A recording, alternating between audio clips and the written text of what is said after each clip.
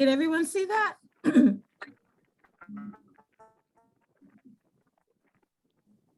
Yes. Yes. Okay, good. Okay, Mr. Deschamps?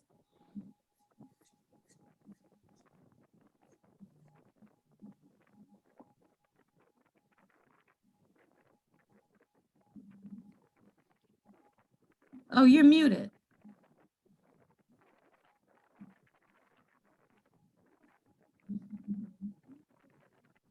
How's Okay. that? That's better. We can hear you now. Already all set? Yes, sir. Okay, good afternoon, everyone. And like Pam said, my name is Leroy Deschamps, and I'm the Director of Administration and Operations, the COO for the COMET. That includes Human Resources.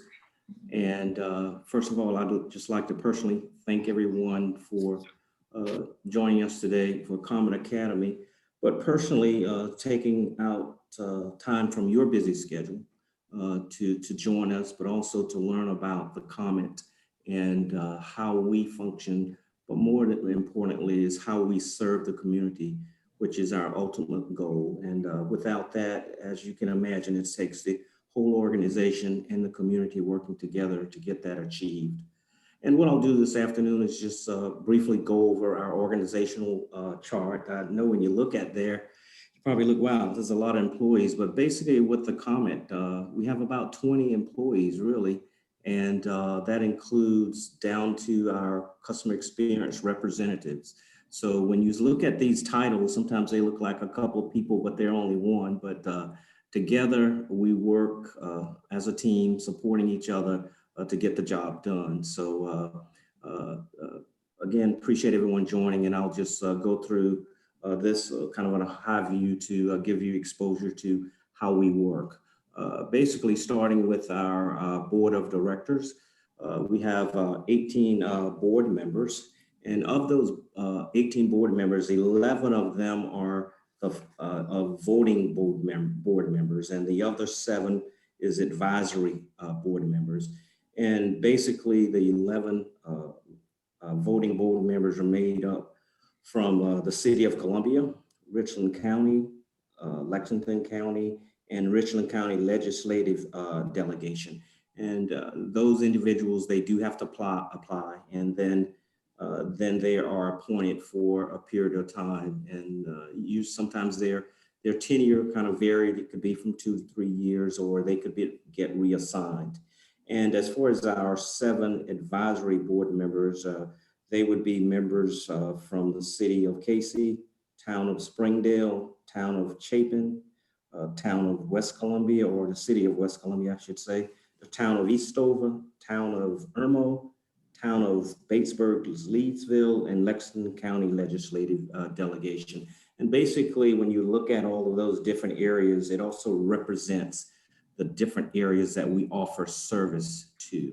So that's our board members. And just to get an idea of the board members, they meet once a month. They meet on the first Wednesday of each month at 12 noon. They do have what we refer to as committees, which we have like a finance committee and a service committee, and they meet the second Wednesday of each month. The finance committee meets at 10 a.m. and the service committee meets at 12 p.m. And also within that, they also have an executive committee, and that committee would meet, say, for example, depending on what it is. So for example, if they were looking for a new executive director, that committee would meet the executive committee. So all of those different committees make up our board of directors, which quite naturally, their focus is the success of the organizations from making sure the goals are met, budgets are being adhered to, policies, procedures, and the direction of the COMET is going in the direction that they would like, and also what the community would like. And I want to mention, during those meetings, whether it's board or committee, the public does have the opportunity to call in to just listen or even participate. There is a time to take comments from the public. So that's offered also. Once that board, when they meet, or their main goal is the success of the organization, and all of that falls right on down to our executive director, CEO. I think he spoke with you on last Monday, John Ando. So he has a responsibility also to make sure that the success of the COMET is met, the goals are set, the budgets, the finance, the policies, the procedures, and all of those are met. And also too, it's his responsibility to structure his organization the way he feels would impact and be the most effective in meeting our objectives and our goal of providing the best and the safest transit system out there to the community. And if I'm quite sure some of you have probably met John or talked with him, he's very forward-thinking, very innovative, and he's always pushing us to achieve and do better. But more than anything, make sure that we're offering the public the best possible transit service, but all the different options that are out there. From there, if you notice, we have general counsel. That's basically any legal assistance or advice that we would need. That's more of a contracted service. We don't have an attorney or anything on staff, but quite naturally, like any business or any organization, sometimes when you're trying to do the best you can, you do run into situations when you need legal counsel, legal direction, but also too, because we interface so much with the community, with whether it's politicians, businesses, and different things like that. Sometimes we need legal service in a lot of different ways. So we do have a contracted firm that we do utilize for that. As we go on down through our organization, first, I'm going to just kind of start from the left there and move to the right. We have a Director of Regulatory and Compliance and Civil Rights Officer. I think you'll be hearing from her later, Dr. Arlene Prince.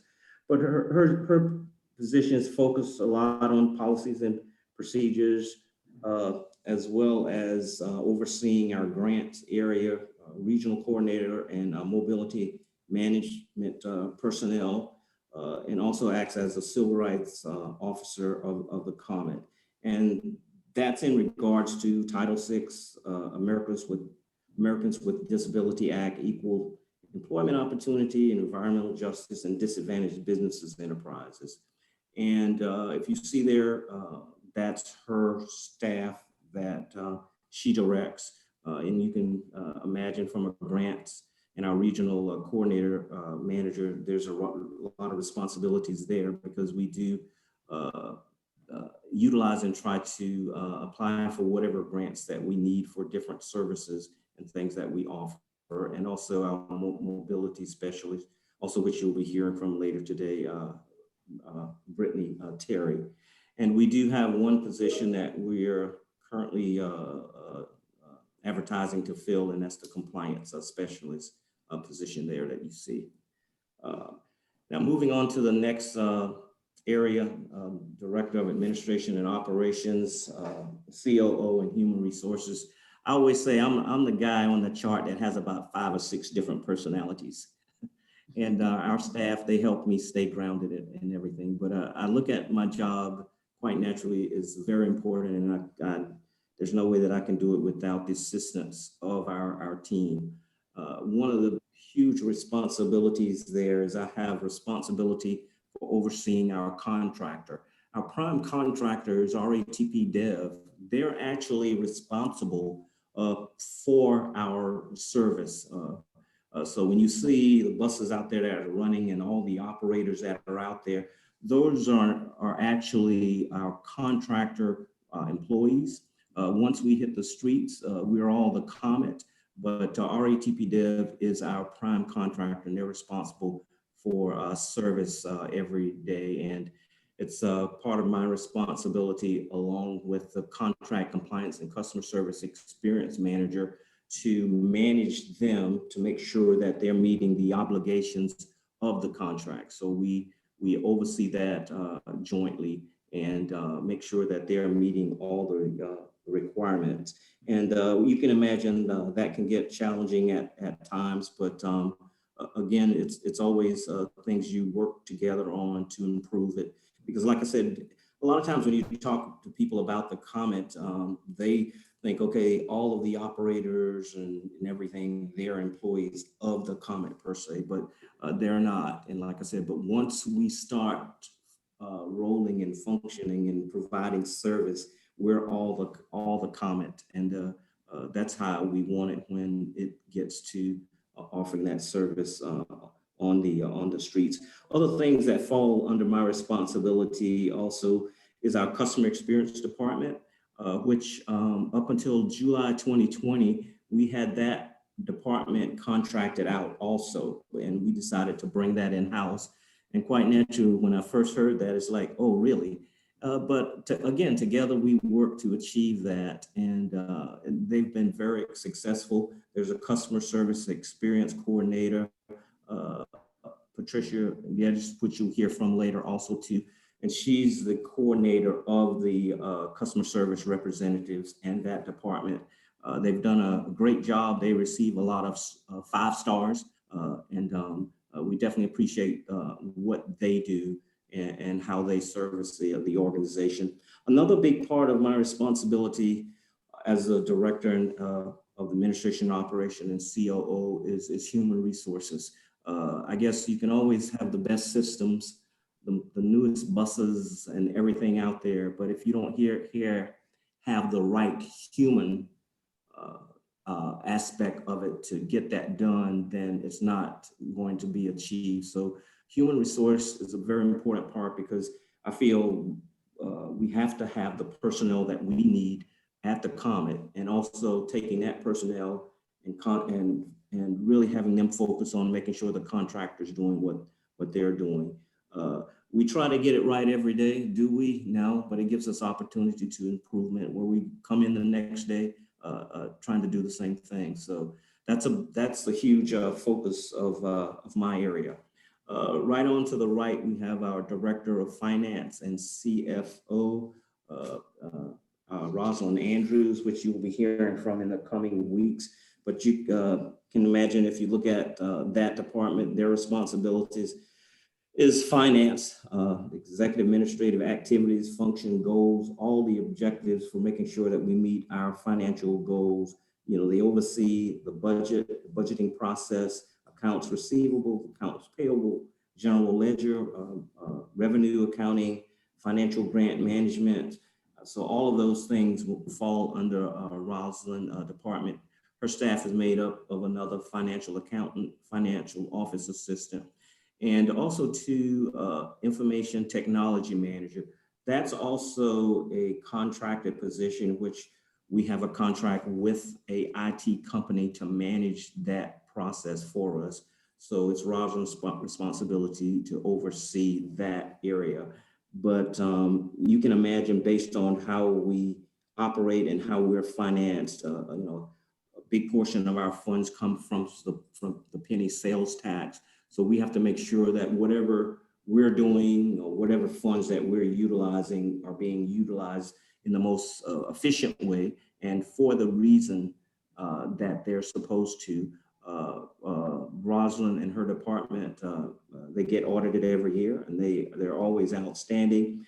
They did receive what we call a CAFA award, which very few, I think they were the first transit agency in South Carolina to receive that financial award, and they've received it for 2 years. So in finance and getting money from the penny sales tax, and we've got grants and all of that going on, you have to definitely stay on top of things. But we've been able to achieve that through her department, and we definitely appreciate them. We always laugh sometimes around the offices when we're talking, sometimes during staff meetings, or when we need to buy this, buy that. Rosalind always will challenge us: do we need it, or do we have it somewhere in the office? And sometimes it's tough on that, but when you see the bottom line, we appreciate having someone like that in that financial role. Next, we have the planning and development department. We have a planning and development specialist in that department. And their responsibility is to facilitate planning and to implement and analyze the transit service delivery area or service for the COMET, whether it's fixed route, demand response, or just innovative mobile services. They're responsible for that. They also do a lot of analyzing of performance data. And also they look at our key performance indicators. They coordinate programs related to our bus stops and transit center, or what we call COMET Central, and also our bus shelters out there. So all of that responsibility falls under the planning and development specialist. We do have a position that we're currently looking to fill. It's a temporary, what we call the transit traffic analysis position, where that person will do a lot of gathering of information, data, but just whatever assistance that they can be to the planner, they will assist them there. Also too, the way planning works is sometimes the planner may be working directly with myself, or they could be working directly with our CEO. Sometimes they could be working with marketing. So you can imagine that that's an important position. And we get a lot of feedback quite naturally from our riderships, sometimes in things we need to adjust. Sometimes it's things that we're getting right, but they coordinate that and let us know about that pretty much daily in one way or another. The last department, which is our newest department, effective March 1st of this year, Pamela, she was promoted to Director of Marketing and Community Affairs, and she's our PIO. So this is a new department that we created, and we congratulate Pam for being the director of this department. And it's fun. Pam and I was talking on Friday. You know how it is when you assume new responsibilities and working through that. And sometimes in trying to get everything right, it's like, oh, I didn't know we had to do this or do that. But like I told her Friday, is that's why everybody else is here. That's why I'm here, is to help her in whatever way we can to make sure that she's successful in her new department and her new responsibility. And with that, she will have the assistance of our public information specialist and clerk of the board, which is also a position that we're currently looking to fill. And quite naturally, if you look at that, that means that up until then, it was my responsibility to make sure that the things that were needed and the meetings that were done and the taking of the minutes and all of that responsibility of the board was under my department. But now that's Pam's responsibility. And we're looking forward to her. I'm quite sure she will do a great job there because of the importance.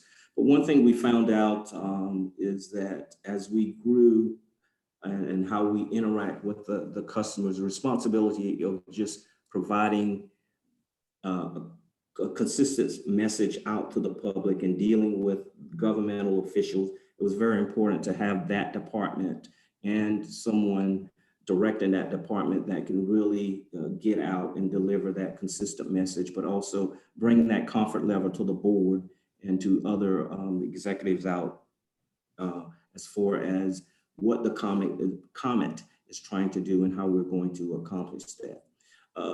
That's kind of our organization. What I'm going to do is just quickly do just a couple of examples, kind of like of the workflow of how all of this works sometimes, where sometimes an idea can come from, we get a lot of ideas, say, for example, when you look at our customer experience representatives that they receive, I think right now they average probably over 275 calls a day. And like I said, sometimes they're giving us 5 stars. Sometimes they're telling us, hey, you guys didn't get it right. Sometimes it's, hey, you guys need to change this or that or whatever. And what happens is sometimes when they bring those things to our attention, it comes from customer service. And maybe it's something related to a shelter out there. Maybe it's not in the right place or it's not well lit. And that idea goes from there over to maybe planning. And then we look at it there and it's like, okay, we need to do something there to make sure that the shelter is in the right place or it's large enough. Then we get into funding. So it could go over to funding. And then based on a dollar amount, it could go to the financial department. And then from there, it could go to our finance committee, which is the board. And depending on that, it may have to go from the committee there up to the board meeting that's on the fourth Wednesday of each month. So sometimes an idea, it starts small, but by the time it's finished or it accomplishes what it's supposed to, it's gone through our whole organization all the way up to our board members. Then sometimes it's vice versa. Sometimes we'll have a board member, maybe one of may have a representative on the board may say one of their constituents brought something to their attention. We need to extend service in a certain area. So maybe from that standpoint, it's presented to the board and says, okay, we need to send that to the service committee and let the service committee look at that to see if we can extend service. So once the service committee gets that and then it gets the planner involved, and then it may come down to finance and all the different areas. And then sometimes it says, okay, maybe if we're going to decide to do that, how do we let the public know? So all of a sudden marketing is involved. And then once we feel that all of this is in place, it goes from the service to the finance. And then once they look at it, they send it to the board. So once the board discuss it and they vote on it, and then we decide, hey, we need to implement this by a certain date. And we only do service changes a certain time of year, because what that means is now it's got to go to the contractor, where we just sometimes can't change routes based on just, service. At a certain time, or it's a certain percentage that will even come to a point where we may have to go out before we even implement it. We may have to go out for public hearing. So all these different variables sometimes go into what we do to make sure that we've got everybody involved. Also too, when we make a certain amount of changes, that requires the contractor, their operators are union employees. So that's why we only do changes or the major changes, I should say, a certain time of the year, because what that means is they will have to go out for bid on those particular routes or pieces of businesses as we refer to them. So all these variables and different pieces come together to make sure that we can achieve what we need to. And the whole idea is meeting our ridership and the community expectations from service. So that's kind of like just two examples to show you when we work on things, how it touches all the different areas of our organization and how it even feeds up to our board or from the board down back out to the public. And that's why it's important. And like I said from the beginning, that we have to make sure that we have the right staff to make sure that we can get these things accomplished. So that's just an overview of the organization and kind of like the workflow. And, hey, like we said, you can't do it all alone. And the more we work together, the better that we can achieve these things. And that's it. Any quick questions or anything for me? Leroy, I have a question. That's John Wilkinson. Thank you for your presentation. With RATP Dev, how much do they are involved in feeding back, as you talk about how decisions are made across all these different departments and throughout the organization? Since I guess since they're driving the buses and interacting with the customers face to face every day, to what extent are they involved in that process? They're involved probably about as much as I am as far as giving feedback. So for example, every Tuesday morning, we have a staff meeting with them. But also too, what happens is when we get ideas and what we're going to do, as we go through the process of looking at, analyzing, we're sharing information with them. Also too, when we get to a point, say for example, we're going to get to a point where we ask our executive director, says, okay, we need to take this to the service committee. When we're at the service committee and that's being discussed, they're right there in the room with us.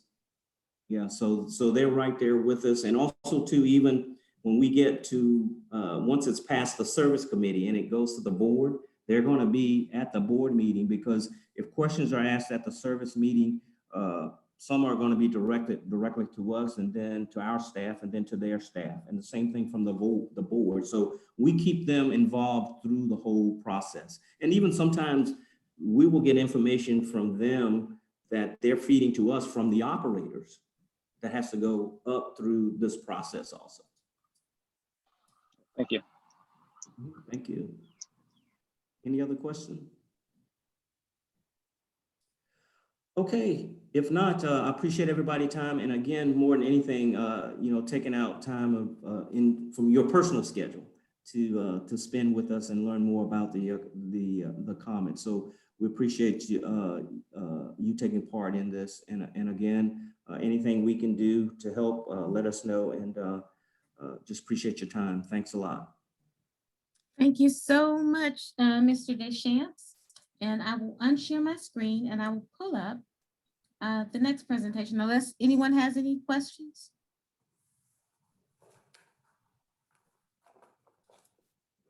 Okay. Give me a quick second here. And we'll go on to our next presentation.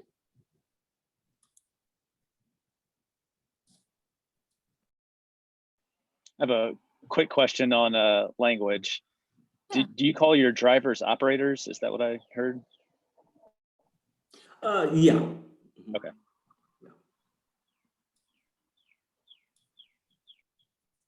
All right, let's see.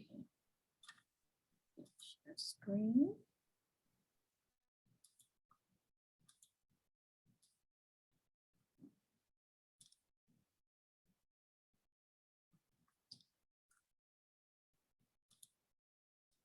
Okay. Does everyone see that?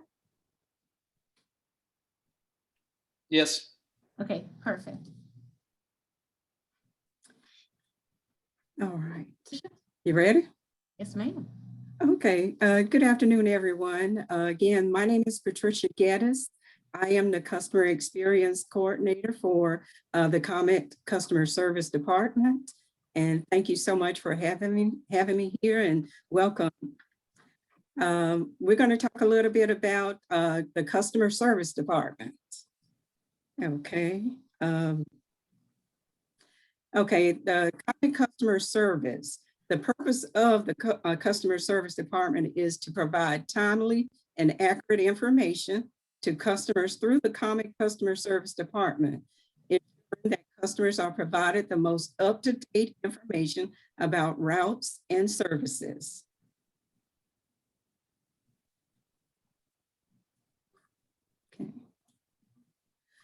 Okay, customer service objectives are to learn to identify and analyze customer needs and problems, recognize the most common reasons for customers' complaints, discover techniques to cultivate and maintain special customer relationships. Okay, the reason customers call the customer service department or the call center, and this is in no particular order. Number one, the bus did not show. Accommodation for office staff or drivers. And believe it or not, among all of the complaints that we do get accommodations. As Leroy said, we do get 5-star ratings, and a lot of the drivers do get accommodation and compliments from the passengers. So we do see a lot of that, but it's just, you don't hear a lot about it. Okay, number 3, the condition of the bus stops, whether the bus stops need to be cleaned or whatever the situation might be, something bench broken or whatever it may be, they will call to report that. COVID-19, that could be individual on the bus not wearing their mask. Number 5, discourteous employee. We do get that, and we don't like to see it, but unfortunately, we do get calls about the drivers being rude. Inappropriate conduct, don't see that often, but occasionally, cursing mostly. All right. Continuing on, inattentive employee, they could be driving too fast for conditions, or they may run a red light. Number 8, overloaded buses. Due to COVID, you know, there's just a set capacity or set number of individuals allowed on the buses. Passenger pass by, and overloaded buses due to social distancing could be the main reason why the passengers are passed by. Buses running late, running early, as well as running late. A service request, as Leroy kind of touched on, maybe they want a shelter at a particular stop, or maybe there's not a bench at that particular stop. They may submit a request or call in and say, hey, I'm over here in Casey at so-and-so stop, and it's raining. There's no shelter here. It would be great if you could put up a shelter here. And under other, that could be a number of things, but mostly is for individuals leaving items on the bus, mostly their cell phones and umbrellas. All right. Okay, month to date, this information is pretty much the same. The statistics, okay, ending our, as Leroy touched on again, our average daily calls total anywhere from 275 calls to 300 calls per day. And again, we have 4 full-time workers, three telephone individuals, and a part-time individual. So 300 calls, that's quite a bit of calls on a daily basis. But yeah, number 1 complaint is discourteous employees, rude bus drivers. Customer complaint for the week 2, that was discourteous employee again. And again, this is pretty much the same, but lately it's been buses running late instead of discourteous employee. Yeah, those are the complaints that the customer calls in on. Other lost items again. And last, for week 4, discourteous employee. Most common complaint, as you heard me say over, is the discourteous employee or rude drivers. That is something that we're working on. The COMET takes customer service very seriously. So this is something that we are working on to get the drivers counseling, training, whatever type of discipline they may need at that time. But yes, this is something that we take very seriously and are concentrating on. Okay.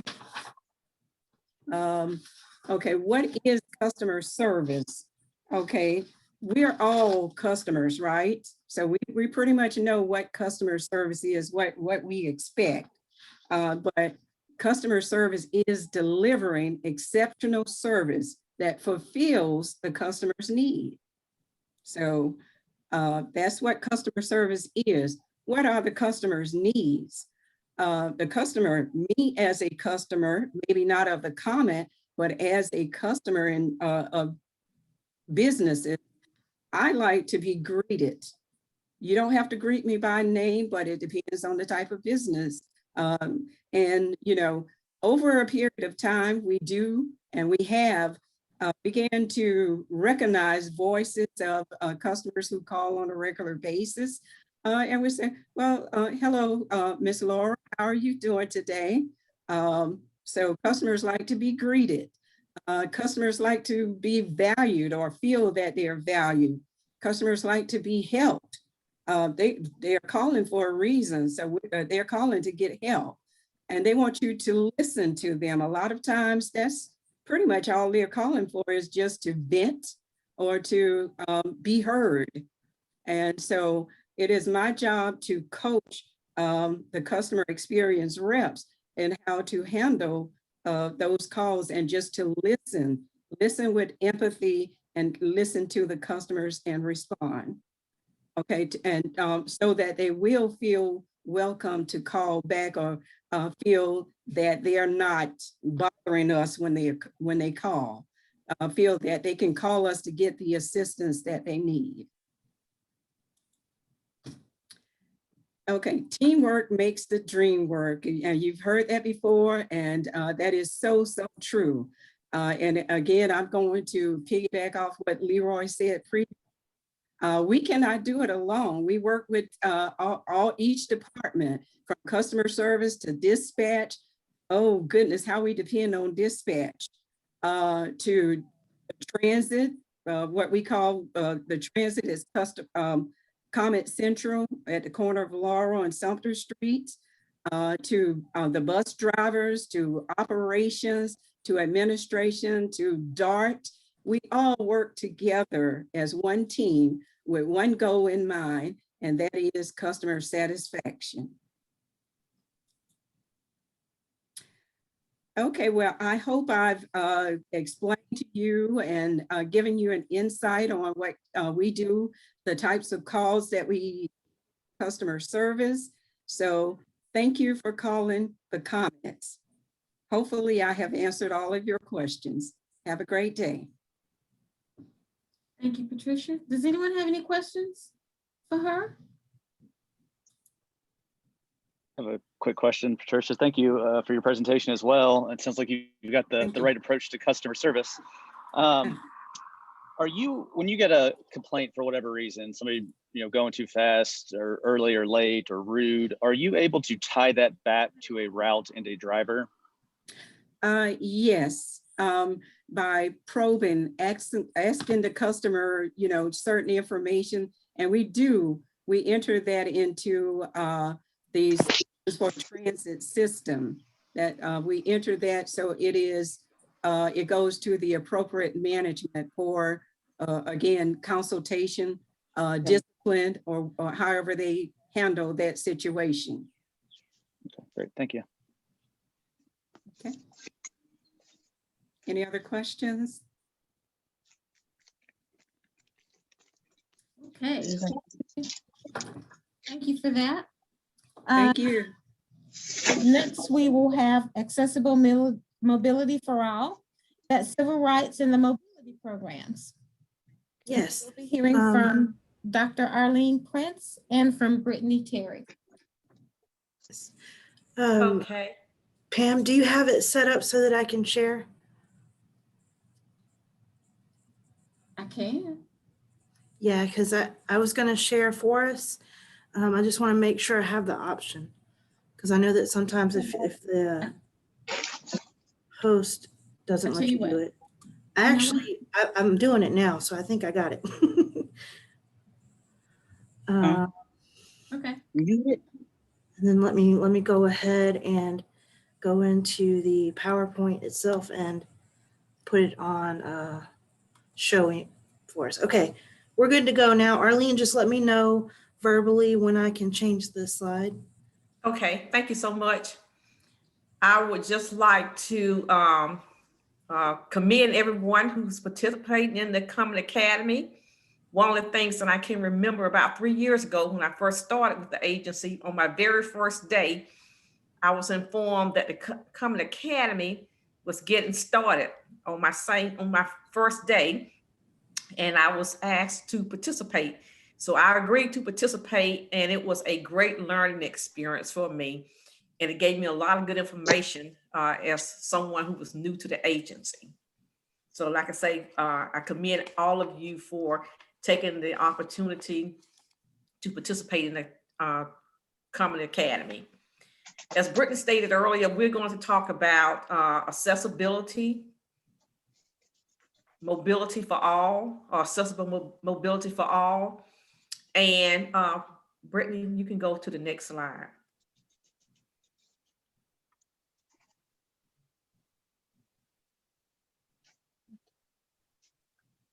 Hold on, I'm sorry. There's a faster way to do that. Give me a second. Okay, and while you're doing that, I'll just go back and say that, of course, Pamela introduced us earlier, but once again, I'm Director of Regulatory Compliance and the Civil Rights Officer for the COMET.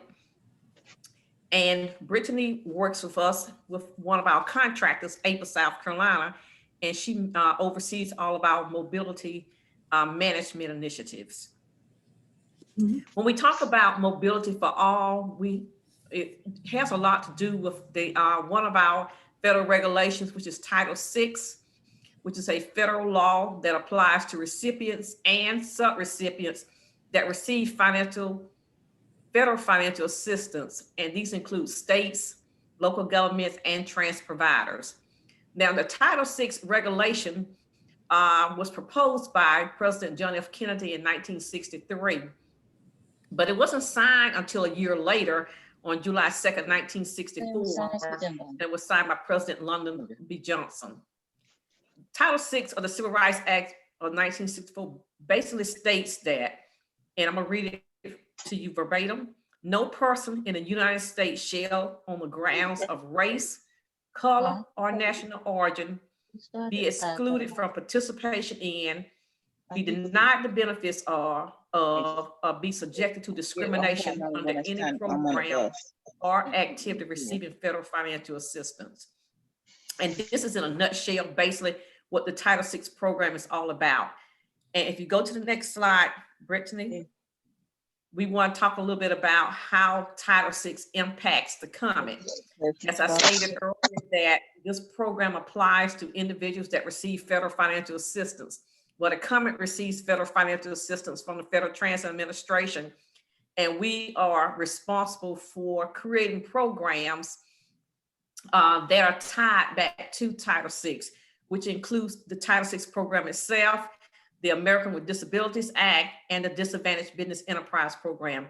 And we're going to talk more about these three programs on the next few slides. Next slide. Now, when it comes to Title VI, basically the COMET as an agency, we're responsible for adhering to the Federal Transit Administration guidelines. And one of the things we have to do is ensure that we have a complaint form that's posted on the website for the public. That information is currently on our website. And we also have to ensure that documents are translated in other languages for other individuals to ensure that they understand what's there. So we do have some documents in Spanish because we did a survey and we found out that that's the next language that's needed for the individuals in our service area. Some documents are only developed upon request. And we also have Title VI signs posted in the buildings, on our buses, and as I stated earlier, on our website. One of the other things that's of consideration under Title VI is that we have to ensure that we have equal distribution in our service area. So we look at things like the frequency of service, the age and the quality of vehicles that are assigned and where they are assigned. And we also look at the location of various routes. We just have to make sure that all of these areas are equally distributed within our service area. Next slide. One of the components of the Title VI program is limited English proficiency. And we refer to this as LEP. And it's basically for individuals whose English is not their primary language. And they have limited ability when it comes to reading, speaking, writing, and understanding English. And we're required to have in place procedures to address the limited English proficiency area.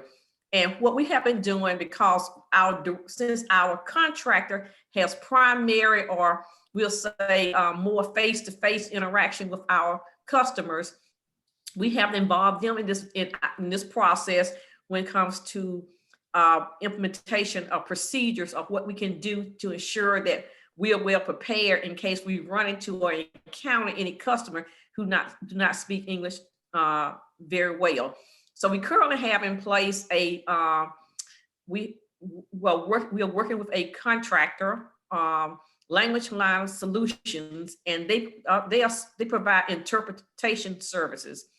And we also have like various posters and cards And some people refer to them as I speak cards. And on those cards, it lists the various languages. So if a person is unable to speak English, then maybe an operator or whoever they may be having communication with will know exactly which language they are speaking and how to get them some interpretation services. And we also, we did a survey of our employees, and we're doing an update to find out who within our agency and on our contractor staff speaks another language or other languages, so that we can have this information readily available in case we need them. Next slide. Okay. Brittany, I think the slide before that was a video. Okay, so that's all that I was going to share. I'm just going to give you just a brief snapshot of the Title VI program. So next, Brittany is going to talk about ADA. Then I'll come back later and I'll talk a little bit about the Disadvantaged Business Enterprise program. Brittany? I actually did not mean to click that video. I was sitting there thinking that that was going to be for Arlene, but this is actually a clip from Lives Worth Living. It's a documentary that showed on PBS a few times, the Public Broadcasting Network, but it basically documents the Americans with Disabilities Act movement and how it all got started. One of the prevalent or prevailing pieces of that movement came from the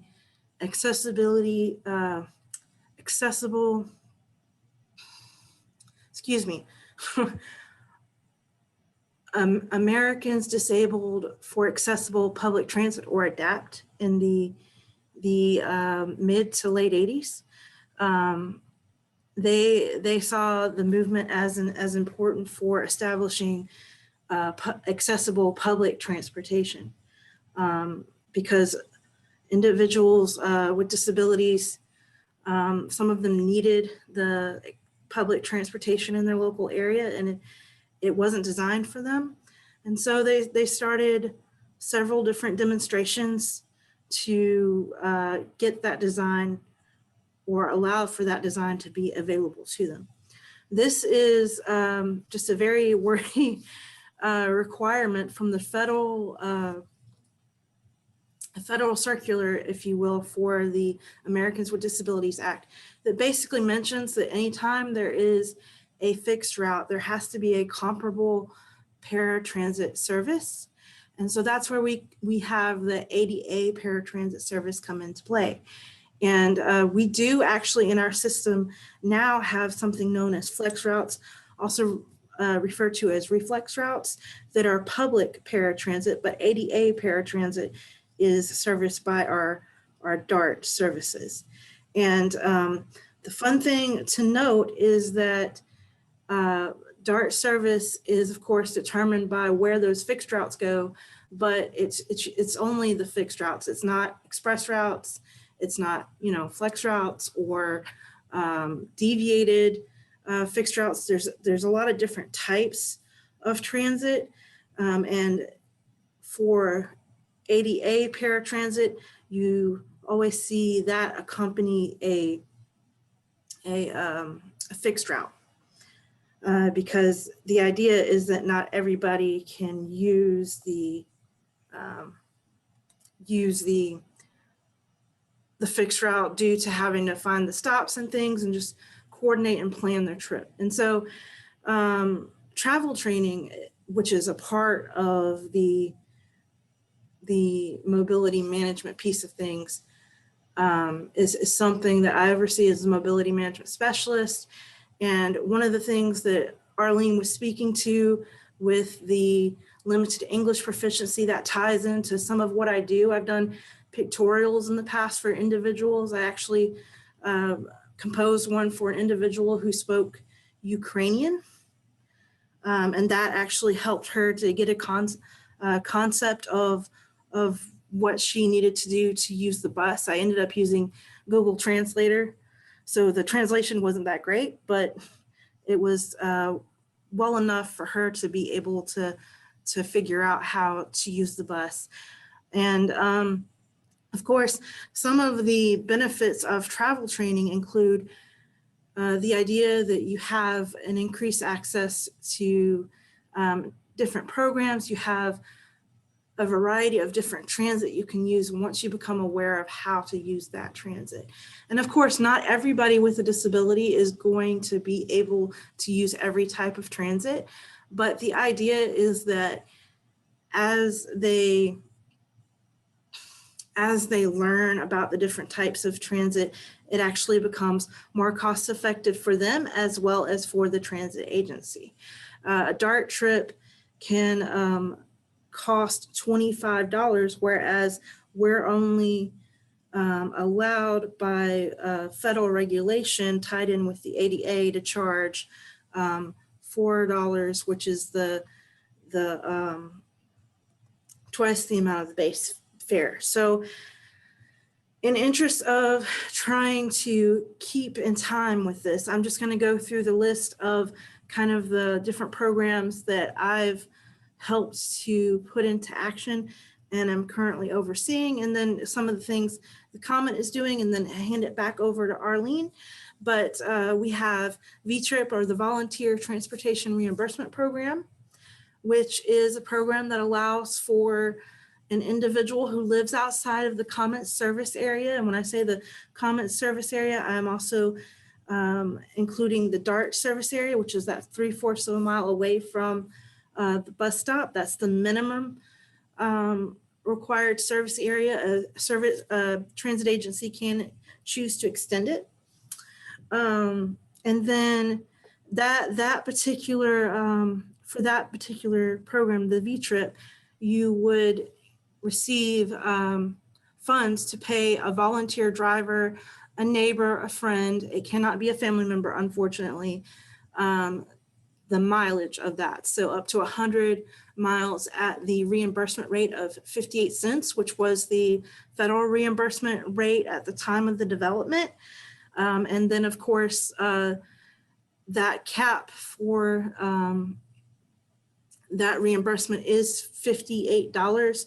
So we may just have to change the terms of how many miles that individuals getting reimbursed for. But the idea is that right now it's about 100 miles they would be getting reimbursed for their volunteer driver.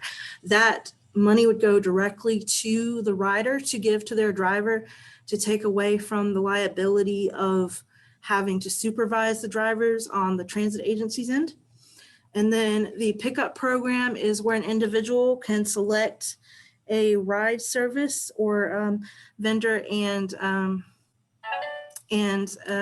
use up to $50 and a cap to be able to pay for those trips. We have a debit card solution that we're leaning more and more to. However, there is the capacity at the moment to go directly into the Uber and Lyft app and use the pass that way, if for some reason the individual had to be set up that way for accommodation's sake. And then we have the Lexington Lifeline program, which is actually something that started right before COVID, I think February 2020. And it basically was allowing for individuals in the Lexington County area to receive half the discounts on their 31-day passes at like half the cost. But because of COVID coming along and the fares becoming free, it had to be extended, that particular grant. So, but that is a program that we have that's kind of lying in wait until we go back into charging fares with the COMET. And then Accessibility Advisory Committee is just a committee of individuals in the community who are interested in looking at low cost, affordable ways that we can improve accessibility within the bus system. And that includes, fixed route, flex route, DART, all that kind of fun stuff. And then there's also an Access to Care grant that is up and coming with Phoenix Mobility Rising, partnered with AARP. And then there are some other programs that were actually created by our executive director, John Ando. And then there's the COMET at the Market, the COMET at Night, the COMET Van Pool, and then the Blue Bike Partnership. So he was a busy fellow, and he got all these rolling out before I came into being, I guess, or fully evolved into my role. So, but those particular programs help an individual with different ways of getting around or being mobile. And so I can gladly go into more details about the programs later as to answer questions. I want to make sure we try to stay on time as much as possible. So I'm going to hand it back over to Arlene. I do believe the next slide is hers. Let me check. Yes, it is. So now, Arlene, I give it back over to you. Okay, Brittany, thank you so very much. The last program that we want to talk about is the Disadvantaged Business Enterprise Program. As I stated earlier, with the Title VI program, it created other programs to help to shape other programs, and the DBE, or the Disadvantaged Business Enterprise Program, was another one of those programs that came out of Title VI. When we talk about disadvantaged business enterprise, it's really a small business, and it's based on certain criteria such as business size, independence, whether the firm, the owner is in control of the firm. We also look at things such as personal net worth and independence. And let me see what else. I think I mentioned control. But those are some of the things that help determine if a firm meets the criteria of being a disadvantaged business enterprise. But in a lot of cases, most of the firms like to be referred to as a small business. And as I stated earlier, this is the disadvantage of the Title VI program ties back to federal funds. So we are a recipient of federal funds. So the DBE program is a federal funded program. And it's basically to ensure a level playing field.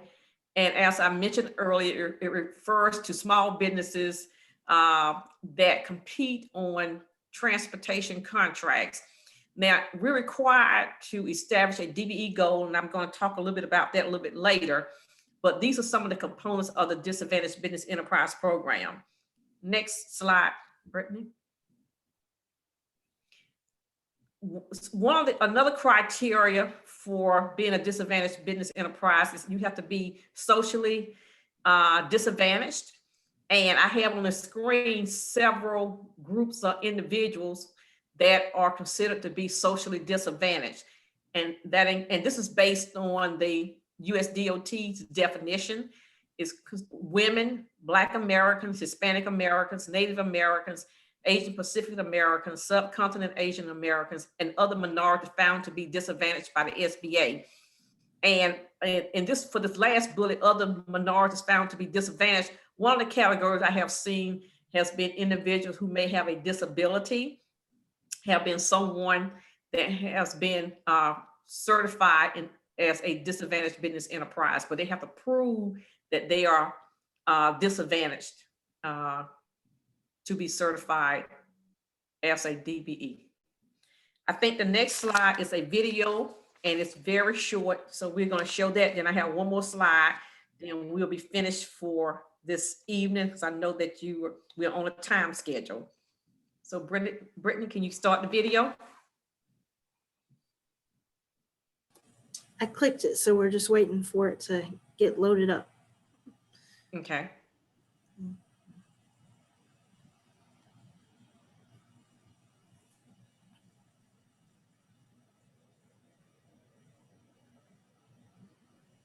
It's not showing. It's not showing. So what I'll do is I'll send the link to that video to the class. Okay. And we'll go on to the next slide. I'll send that when I send the presentation. I'll send the link separately. Okay. And I will have one more slide. Okay. And basic. Can you move to the next slide, Brittany? Yeah, I realized it. I could have reshared it and went to the video, I realized I didn't change tabs, and that's what it was. But thank you for thinking on your feet like that, Pam. But anywho, Okay, and this is the last slide dealing with the DBE, or the Disadvantaged Business Enterprise Program. And the first bullet just talks about for this program, we're required to have a goal every 3 years. Currently, the goal for the COMET is 5.7%. And the 5.7% thus represents only federal funds that have where they are contracting opportunities, not based on every dollar we receive in federal funds. So the regulation requires us to look at where we will be contracting dollars, and they ask us to look at developing a goal. Our goal is good for every 3 years. So our goal now that's in place is for federal fiscal year 2020, 2021, and 2022. The federal fiscal year starts October 1st and it goes to September 30th of each year. So our goal will end on September 30th, 2022. So normally the requirement is to have the new goal in place by August of that year. Now we have a federal goal, and we also have a minority business enterprise goal, where we're looking at other funding that we receive. And we have currently, we're looking at our overall goal is about 25%, but our contractor, RAPT DAP, we have placed a 20% goal on their project. So they are achieving the majority of the goal that we have established for the COMET. The next bullet just talks about USDOT mandating one-stop shopping for DBE certification. What happened back in the early 2000s, USDOT realized that all of their recipients, individuals, agencies that receive money for transportation, for transit, the state DOTs, the airports, all individuals were having to go to every agency to become certified. So they want to streamline the certification process. So they created a mandated one-stop shopping certification. All of the agencies had a chance to get together, and we had until 2003, I think it was 2003, to put in place a mechanism where we could handle one-stop shopping. At that time, SCDOT had a program in place, and we thought that since they were the more advanced during that time frame, that we would let SCDOT be the lead agency when it came to the federal DBE program. So currently, for the COMET, we utilize the directory that's developed by SCDOT. So all the firms that we utilize, that when we're looking for disadvantaged business enterprise, we go to the online directory that SCDOT has developed. Now, for our minority business enterprise goal, we utilize the directory from SCDOT as well as the one through the Division of Small Minority Contracting, Business Contracting. That's the old governor's office. We utilize their directory as well. So those are the two directories we use for agencies when we're looking to meet our DBE or MBE goal.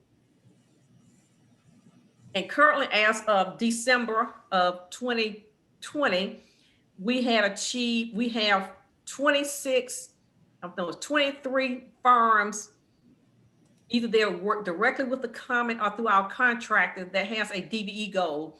And as of the end of December, we had awarded approximately $3 million to disadvantaged business enterprises or small businesses. And we thought that that was a good goal, and that we'll continue to work on looking for more individuals or more firms that can help us to achieve or exceed our DBE and MBE goal. Okay, I think that's the last thing I have on my slide that I was going to share. And we would just, I guess, open up to see if anyone has any questions. well, just before well, go ahead, John. I'm sorry. No worries. Well, first, Arlene, Brittany, thank you for all the work you do in ensuring access for all as relates to the COMET and mobility. It's very important work. My question relates to your comment about equal distribution of service. In the Reimagine the COMET session, we learned that there's a trade-off between ridership and coverage. So how does Title VI come into play when you're looking at redesigning the entire network? I don't know if that has a quick answer, but. Yeah. We have our planning department that's constantly looking at the various routes, and they do take into consideration, I guess, the ridership on the various routes to make some decisions. But they will continue to look at various avenues to ensure that when routes are distributed, they are in areas where there's, if it's a, I guess if it's an area that's a route that's already in place, they're going to see what type of ridership has been achieved or what has been done over the past few months to see if any changes need to be made or any adjustments. But our planning department is constantly looking at all the various routes that are serviced by the COMET. So this will be an ongoing initiative. Well, I guess what about areas that don't have routes? How is that interpreted when you say equal distribution of service? Okay. And what I was referring to back here, I guess it goes back to a lot of like the timing, or say for example, if there's an area, it focuses more on like very poor communities. If there's, say for example, the service, you want to kind of like give them the same type of service as you give areas that may not be for poor individuals. Or when it comes to vehicles, if we got new vehicles, we wouldn't want to put all the old vehicles in the poor communities and then the newer vehicles in all the non-poor communities. So those are type things that we have to look at when it comes to equal distribution. Thank you. Did I answer your question? I think that's good for now. Well, yeah, thank you. But in terms of there are some areas where there are not routes, and I guess that's something that our planning department, they're constantly looking at where new routes could be placed, and they do they'll do analysis, and every once in a while there may be requests for service in particular areas, so they will go out and do an evaluation in that area as well. Okay, thank you. I'm sure it's a very complicated analysis and answer, so thank you. Okay. So, thanks for your question. Thank you all. We're actually over by about 15 minutes, and I try to be careful with everyone's time. If there's not an urgent question, then I'd like to adjourn the meeting, and I'll make sure that you all get the link to the recording as well as the presentations that you've seen tonight. And you'll also have everyone's contact information. Emails is on your agenda. So if you want to reach out to any of these presenters individually, you may do so. So thank you, everyone, and have a good and safe evening tonight. Good night. Thank you. So, Pamela.